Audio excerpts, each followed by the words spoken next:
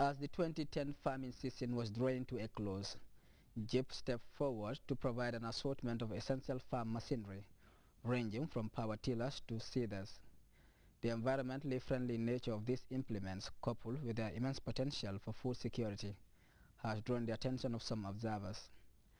JIP has also took under consideration the importance of providing small implements, animal drawn implements, to satisfy the needs of the small farmer who are in the majority. And once we are able to capacitize the small farmers, then we are like almost sure of heading towards food self-sufficiency. We had 12,000 metric tons of upland rice as production output, and the potential yield has been achieved. The lowland rice, places like LRR, Genoa alone, about 500 hectares of lowland is being harvested by the women of Genoa and the surrounding villages. So that data is yet to come in. For the millet, the early millet, the target based on the results framework of the project, we targeted 6,000 metric tons of early millet as production output, but we had 8,000 metric tons. The story is the same for all other regions. It is very significant in that it is going to increase the productivity of rice growing in this region, thereby improving the livelihood of the people of the region. Farmers were able to collect about 1,000 plus tons of paddy, and if you mill that, at least you expect to get somewhere around 650 tons of clean rice, and that's a very significant production.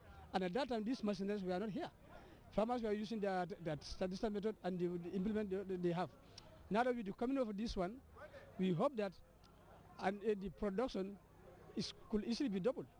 That's not difficult, because we know the most difficult part of production is the first 1 month of the year. That's planting to weeding, and planting is delayed because of the problem with land preparation. If land preparation is eased and you have planter, you have a weeder, then we hope, we are very optimistic that the production could double very easily. And then there's no doubt that URD can be self-sufficient and even export to other regions of the country. The JIP project is, in the first place, is helping the farming community. You know, they have provided fertilizer, seed nuts for the farming population as far as the North Bank region is concerned. And we were looking forward to these power tillers, and they have arrived. So meaning that the project is going to develop us as far as our farming is concerned, and it's going to increase our yield at the end of the year. We have experienced a lot of, we are expecting a bumper harvest for this year, but come next year, with the help of these power tillers, so we are going to increase our earnings as far as the farming is concerned. Proper maintenance of the different farm implements is something JIP and agricultural officials are concerned about. And to ensure their sustainability, the project, 2 weeks after delivering 300 power tillers to the farmer folk through regional authorities, organized a week-long training program for would-be power tiller operators in the various regions. This will lengthen the lifespan of the farm machinery and provide employment and income to the hundreds of people trained by the project.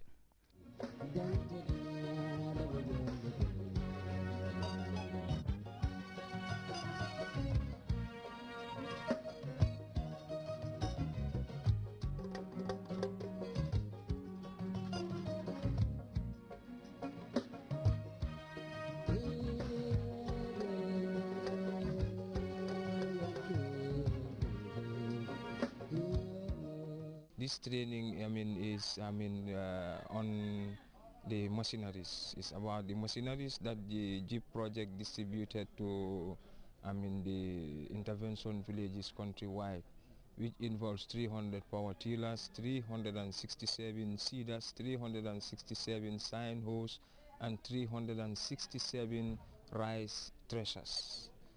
As you know, these are machineries. They need, farmers need to be trained on the operation, the use, the maintenance, the handling of this equipment.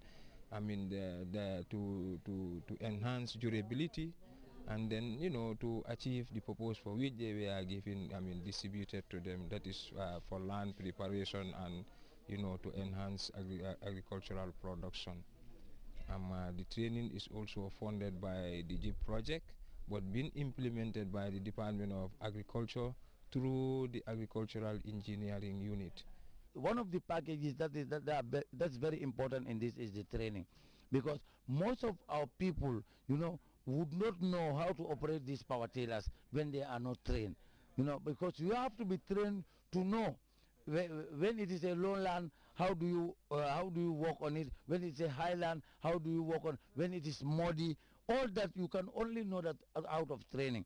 And these are machines, the life of these power tillers depend on the training. If you cannot operate a power tiller and you just want to try it, Babas land on the head of fools, you will just tamper with it and then it will be spoiled. So I think this training is very good, and in fact how the training is selected, also I am very happy about it, because I've not seen any old man as far as they are young, energetic, committed youths who have come to be trained on this.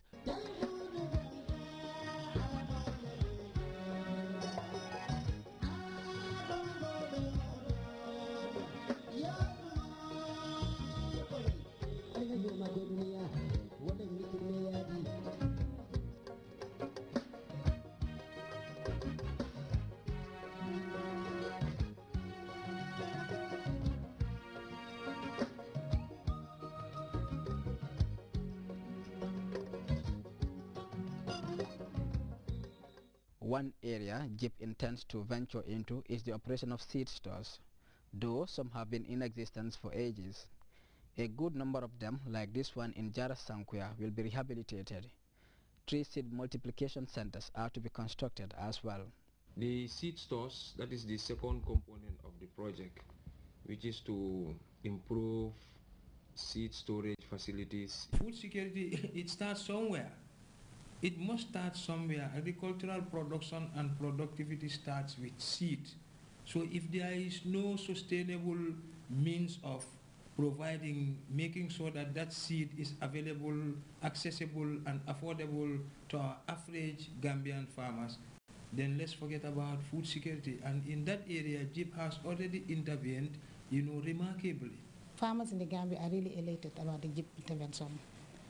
The first intervention was about seeds, and that was in 2010, when there was there was seed scarcity in the country. So it was like JIP came at the very right time when farmers were in dear need of seeds. They were given 525 tons of seeds. 500 of that was rice, and the other 25 tons was barley millet.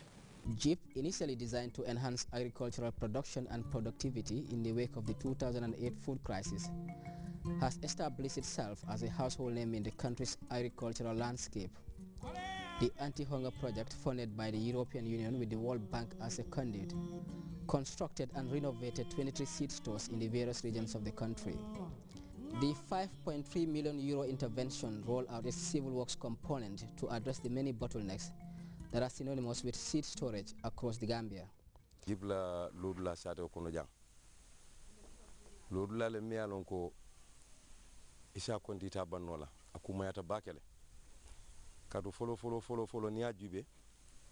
Mbeni lodula mento jante nyimanga sino mben ko maten.